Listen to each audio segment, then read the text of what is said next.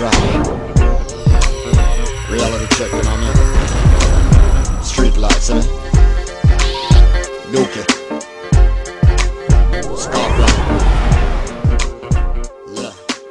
Have your say. Register to vote. The major issues I feel is right now is crime. I feel like over the last 3-5 years, crime has been out of control, and it doesn't appear that they have a good handle on what needs to happen to solve the problem. So it's crime, it's education, and of course it's the economy. So I feel like there have been a lot of band-aid fixes, especially with the economy. I mean, it doesn't seem to be any cohesive plan in terms of tackling the long-term issues of the Bahamas. It's a lot of short fixes, you know. It's almost like you're wasting money. And that's one of the major issues I have as well, corruption, inefficiency, and wastage in government. Their solution has been to tax the Bahamian people, and I feel like it should be. Like anytime in my organization, when you go to, when the economy turned down, their first solution was, how can we cut costs, how can we save more? I think the government needs to look at itself first. How could we save more? How could we be more efficient before you start taxing the Bahamian people? I read in the newspaper the other day where they were going to give the gas station owners some kind of break, an increase where they can get more profit. And then it's just a lot of little corruption issues. Conflict of interest doesn't seem to be a very serious thing in this country. Anybody can do anything. It's just no real policy, it seems. What would you like to see, sir, from the next governing administration? Well, I'd like to see a plan, first of all, a long-range plan, and not just words, you know. In election time, you can say anything. For instance, I heard the other day the opposition, the PLP, was calling for campaign finance reform. Well, the last election, the FNM was calling for campaign finance reform. So here we are again. If the PLP get in, what, they're gonna forget it also? So, you know, it's enough of this election time politics and hoopla and whatever. You just need to have a serious strategy for the country. Like me personally, I don't really wear the shirts and get all hype up about party. You know, I finished that. I voted for both parties so far, and I don't think I might vote for any of these this time around. You might see what was, you know, make the final decision on what the other fella's bringing. Yeah, so you're obviously then a swing voter, someone who has admittedly supported both major parties, and now you're considering voting for an alternative party. Right. Okay. And the main reason for that is, would you say... Well, I can tell you what the main reason is. After the last election, right, the PLP lost. I feel like y'all should have changed leadership. Y'all come back with the same fellas, and now you come back and say vote for us again. The FNM was the same guy then. You know, we need some new fellas in there. You know, it's an interesting point you bring up as far as the leadership being the same at the top of both major party tickets. But I'll tell you this, as a young politician, I obviously, you know, have a great deal of ambition to want to someday become a very good politician with the requisite experience to be able to inspire the confidence of the Bahamian people. But the fact is that right now, today, I don't possess that, and I need to learn as much as I can from those in the party who are senior, who have been... That may not be a good thing. No, well, I hear your point. Yeah. You say it may not be a good thing, but there are, and I'm assuming what you mean by that is that all of their habits and traits I may not want to adopt as my own. I'll agree with you. But there are certain things that they, a certain knowledge that they possess that I don't at this time. And in order for me to function effectively, I need to ensure that I can learn those things that are good, that will help me to be a very effective politician.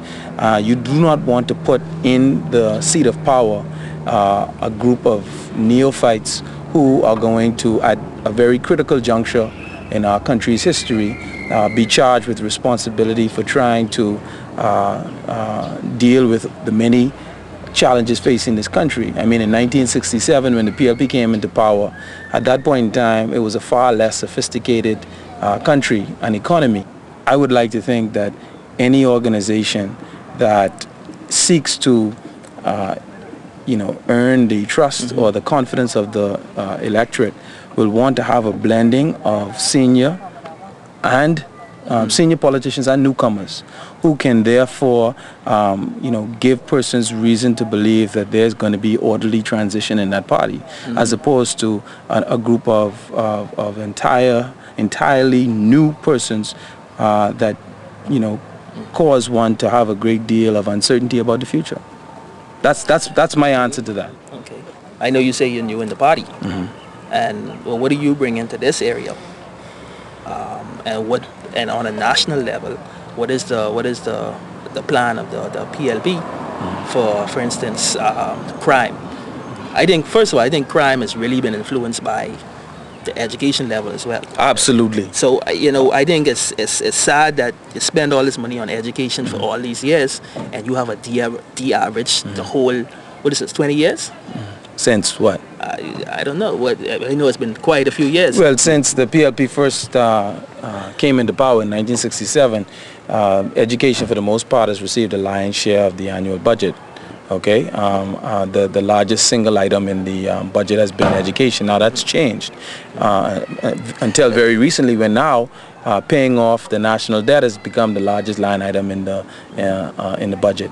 So like I was saying, what is your party's plan, or your plan one for this area and for those issues that I addressed? I think you make an excellent point. That is that our failings in education are primarily to blame for the crime problem we have. Why? Because without a good education, it becomes very difficult in a very competitive job market to gain employment.